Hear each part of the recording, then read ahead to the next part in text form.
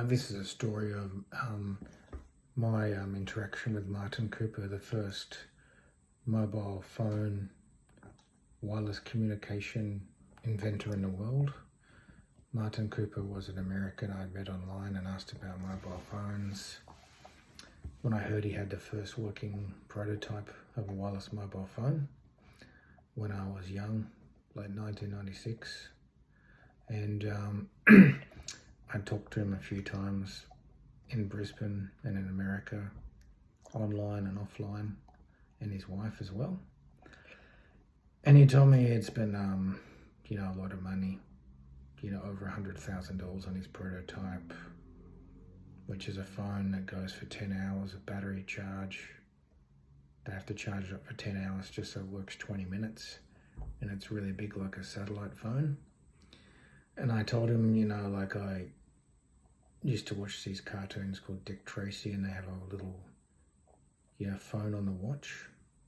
There's a phone on the watch. They call on like this. And that was one of my favorite cartoons as a kid, because Dick Tracy's like a detective and he has a watch phone. And also I had another chat with him about making these phones smaller. Why is it so big? It's like a giant phone. It's too big. So I gave him a few ideas like that, and also about the communication things like in the Star Trek movies. And he said he will do it. And I said, when he said he'll do it, I was like, oh. He said, yeah, you're right. You're the only person actually who's ever said anything to me about this. I've been working on this since the late 1970s, and I've only just got my first bunch of sales for the wireless mobile phone I've ever had in my life. But it's only, I sold maybe 200 or 2,000 to different companies. Just that's how many mobile phones are sold. But the problem is that they only last 20 minutes. And then I'd asked them, are they traceable?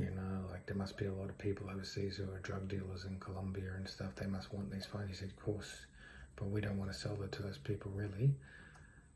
And he laughed. I said, well, you could probably get millions from this. And he laughed. He said, well, I'm only doing this. I'm only doing it in America because I live in America.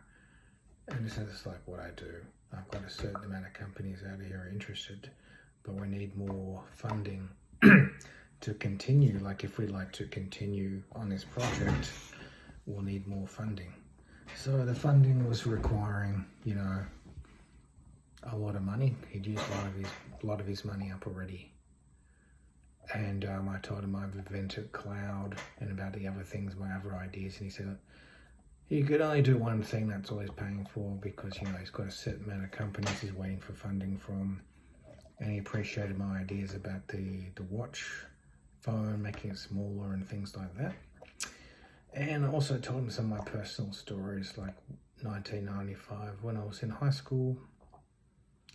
Alice Cooper and Johnny Depp were talking to me, the movie star and the musician, when they were Johnny Depp was still fairly new in movies, but Alice Cooper had been playing music for a long time. And basically, I'd asked them, how did you get in contact with me by a mobile phone? When they handed me a mobile phone in high school in 1995 in Brisbane, Australia, I was like, how did this happen? Because they don't have mobile phones. And I couldn't believe it when they gave me a mobile phone to answer, and he said they got them from China. They'd already been out in China for 1 year. But they were the basic prototypes or copy phones, or ones that were based on Martin's invention, Martin Cooper. And I was like, okay. So some of them must have gone to China from Martin Cooper, or they have people copying them. And it was one of the Martin Cooper's phones, actually, most likely, because it was a big one, just like the original one. And they had told me they could only talk on the phone for like 10 or 20 minutes, that's all, no longer than that. So that had proven to me back when I was at high school, they could still make mobile phone calls, but they weren't traceable by the police or the FBI. Martin Cooper told me they can't trace them until he got his second prototype, the first prototype phones. that's why he didn't really want to release too many of them too, because they're not traceable. People are able to use them for anything. But also it was the fact that he was trying to improve the model. So eventually Martin Lawrence, who was actually Martin Cooper, he had different names he used when he was traveling, so people didn't know who he was because he was worried about getting abducted or kidnapped or something, making these products, because he was such a sought after person by the US government as well, and the telecommunication companies, that he told me that often he won't travel to those countries because of this factor that he could be held at ransom, and he doesn't have hardly any money right now, at the moment. But when he got the eventually, 8 years later, after I talked to him, he got funding from other companies, and it made him into a millionaire. And he said, I've implemented all the ideas you gave to me, Cooper. We're not related by blood, but yeah, I used to call him my long lost uncle.